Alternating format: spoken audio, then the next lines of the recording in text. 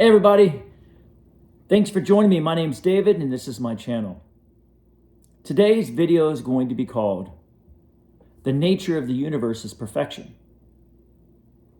Now the word perfection, that all or nothing or absolute, this could be a hard word sometimes for us, especially in the human way, because we have a lot of in-between words, maybe, could, should, right? So there's a lot of indecisiveness from our perspective a lot of times. From the human perspective, there is a such thing as indecisiveness. But from the spiritual perspective, there's no such thing as indecisiveness. It doesn't exist. It is perfect. So let's talk about this real quick. If I was to move my hand up like this, the question that we would ask ourselves is, was the thought that I had, because we know it has to be a thought first, a mental construct, will that thought be exactly what the hand did? Will they be equal with each other? So what is going out, my thought that's going out, the vibration that's going out, and the physical action that is coming back or being done, are they equal? Now the law of give and receive, ask and receive, the law of attraction, what goes out must come back. These are many different ways to view this law, says that they are equal, that they're perfect. That's the idea of perfect. What goes out must come back perfectly. They are not even one little tiny bit not balanced with each other. Now, from that idea of outside perspective, there might be a certain way I need to move my hand and someone says, you didn't do it, it wasn't perfect. So then we try to please them by doing it to the best of our ability. Now we're looking at outside, focusing on something outside of us and trying to match it perfectly. We all know that's impossible. So from that perspective of perfection, it's enough to drive you crazy. That is impossible. That idea of trying to be perfect to an outside source, or what seems like another outside source, or another personality, or another ego, is never going to be true, ever. And we have all tried our best to do that. I teach martial arts, and how many of my students are trying to do the form perfectly?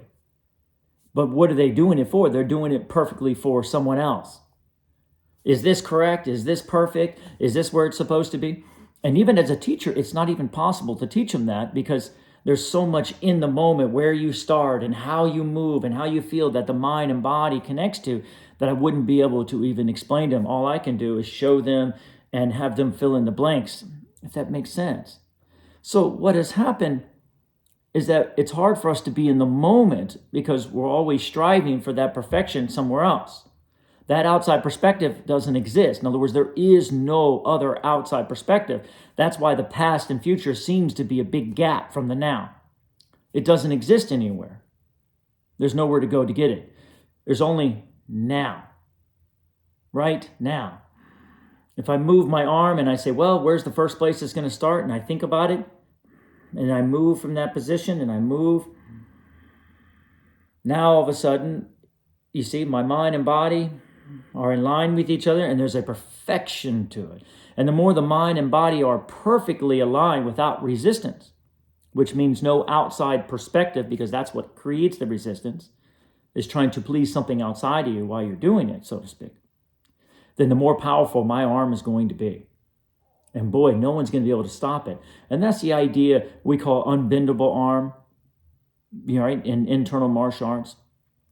The mind and the body are perfectly aligned, and there's no resistance. And the less the resistance there is, the more powerful you become, the more iron you become, and so forth and so on. So it is what you give is always what you receive. What you give is always what you receive, but you can have resistance in it, and therefore you will then receive back the amount of resistance that you gave. Does that make sense? It's perfect. Your life is perfect. And that needs to be understood because that's important. because that lets us go of that outside source. Because as long as we're trying to please an outside source, we have something to blame, don't we? I'm not perfect. I'm not good enough. I didn't do good enough. And that's what we do. Can you look in your mind for a second and say, okay, I have my perspective, but can you feel that other perspective of other people? And then the stories that go on in our minds about them and how they feel about us, what they're thinking about us, how they feel about us, what they're saying about us. Can you see that outside mind? Maybe it's this person or that person or that person. And it pushes against the perspective of who I want to be. And now there's a battle going on inside the mind. Now, the only place that perspective can have fuel is by going to the past, saying, well, this happened. This is where the past came in. So then now here it goes. Well, I shouldn't have done that. I wish I wouldn't have said that. Or why did they do that? And why did that happen? And now there's guilt. And now there's sin. Somehow we use the past to find guilt. And we push against ourselves with it. And this seems to be the regular process. And that creates resistance. So now when you go to move your arm, or you go to move your body, there's those two perspectives in there. They don't always agree. And you're going to have resistance. Does that make sense? Anytime someone's doing something performance-wise, and there's an outside audience that they need to please, and then there's their perspective is trying to do it, there is a potential for resistance, isn't there? And then, I didn't do it perfect enough. No, you did it perfectly according to the resistance in your mind. Your mind moves everything. The mental construct comes first, always. Always. The mind and the body are always going to be equal, 100% equal. Now, from the Course in Miracles, from Jesus' perspective, that means that the mind needs to be treated first, because the mind is where the resistance is, never the body. And the mind is always going to have resistance, you ready? Because of an outside source. Somewhere along the line, that outside mind has one perspective, we have another perspective.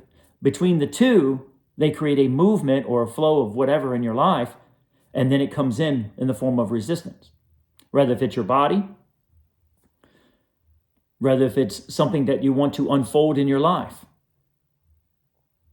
You see, if you have a perspective of I want money and I want abundance flowing in, but you have a mind construct of saying, well, what about that one time when money didn't flow?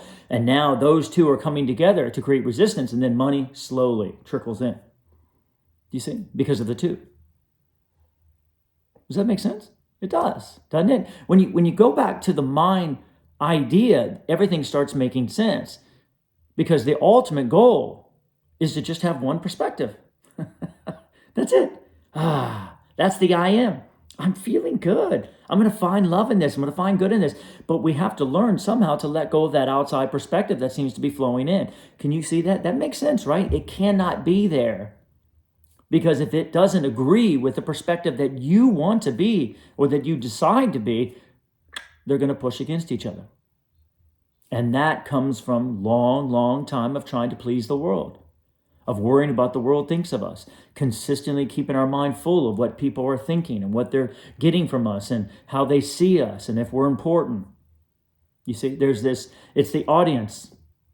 The person's out there performing, maybe in my experience, doing the form, feeling the form, but also worried about the perspective of the viewers. And those two together cause a clash and they cause a resistance. And now, once again, the body's going to have to feel it, and perhaps other parts of the world that are unfolding. And these two things are always what's unfolding in your life, and what right now your body itself is always going to be the difference between those two perspectives. Jesus said you're serving the wrong master. That's what he was talking about, wasn't he? You're serving this outside perspective and changing your one I am according to it. And now that I am perspective of who I want to be and who I am is trying to make myself perfect according to this outside mind. And the ironic thing is, the interesting thing is that outside mind, all those voices that you hear and those people that consistently run in your mind, none of it is true. If you lined up each person right now, they wouldn't say any of that. It's just a construct of our mind based on the past. So it's that idea of serving something that is not there. It never was there. It's just amalgamation of voices and voices of different people from the past, from now, from personalities, and none of them are true because they're not you. They're a perspective you have created of yourself that's split against your own self. So now he says, what's the right master? Well, the right master is to take that one perspective of who you are. I am. Who am I? Make it good, make it loving, make it kind, make it joyful. And then now you'll match a bigger, broader perspective, right? That true self, that divine self, that God self. And now the two of you will match perfectly. And as you match perfectly, then you won't have all that congestion coming in from an outside source. And now, as you breathe from right here in this moment, I can move from a starting position. I can move from, and everything flows perfectly. And now the things that move in your life, and believe it or not, the things in your life, you'll start seeing the more you match this perspective, that the world outside of you in that moment will start shifting and changing and becoming more, let's call it 3D. 4D is 3D. It has a feeling of popping out. Colors more vibrant, things flowing more to you. I'll let you experience that on your own.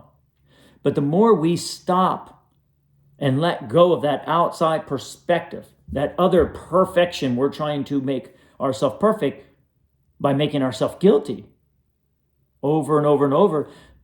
Jesus said this, when he came to those people that need to be healed, he saw that they were holding on to their sins simply because they were trying to please that outside perspective, not believing they're good enough. How many of us are afraid to just have a perspective of who we are, who we want to be? Instead, well, maybe, I don't know. So many times I meet people, you almost have to talk them in to just loving themselves or appreciating their moment because of this really big, strong voice that's always coming at us. I am. And then now the interesting thing is source from that perfection. When you do have that resistance, it sends you the answer. I've learned in my life that's what clarity is if I tend to get things wrong or I wish I would have done that, instead of focusing on that, I let that go, the clarity will flow in. So there's this consistent idea of that source energy filling in the gaps as we move, filling in the gaps as we move. Does that make sense? Humans, only humans say, I'm going to hold you responsible for what you've done. And this world is built upon that. You shouldn't have done that. Now I'm going to hold you responsible. And there's that idea of punishment. And we have experienced that so much. I know you're going to be like that. I don't trust you anymore. You shouldn't have done that. Can you see how they pull you back and hold you responsible for something you've done in the past? And we started believing that our source was like that. We started believing God was like that. And guess what? It's not. They never hold you back. They give you the answers and let you flow. Give you the answers and let you flow. Give you the answers and let you flow. Can you feel that? If you're holding something in, I wish I wouldn't have done that. Don't worry. It's going to send you the clarity so you can continue moving. Therefore, source is never looking back, always looking at what's next. Can you see the difference? What's next? What's next? That money didn't flow. Let's try this. Money's flowing. We're going to get you there. We're going to get you there. We're going to get you there. But I made a huge mistake. Who cares? We're going to get you there. We're going to get you there. Do you see? Humans, you shouldn't have done that. And why'd you do that? And do you see? Abraham Hicks says the only thing that stops us from what we want is focusing on the what is over and over, what we've done, where we've been, the mistakes that we've made, instead of focusing on what we want. What do I want? What do I want? And that's simply because the human concept is to focus on what happened, all the problems, what you're doing wrong, what you should have done. And the source's perspective is always to add and move on, clarity, move on, expansion, move on. No big deal. You're perfect where you are because I'm going to help you flow where you need to go. In my experience, I have felt this tremendously through this clarity flowing in all the time, no matter where I am. I can wake up with pain and say, I'm going to find something positive. The information and the clarity will come through. And as soon as it comes through, the pain will just dissipate. because it's always a form of more clarity, more clarity. We're holding ourselves back because of what we've been taught, instead of letting go and allowing ourselves to flow. Let go of the problem, let go of the resistance, and allow yourself to flow. You see, and you will see the perfection as that mind releases from that outside grip. And now the two of you can come together from an inside perspective.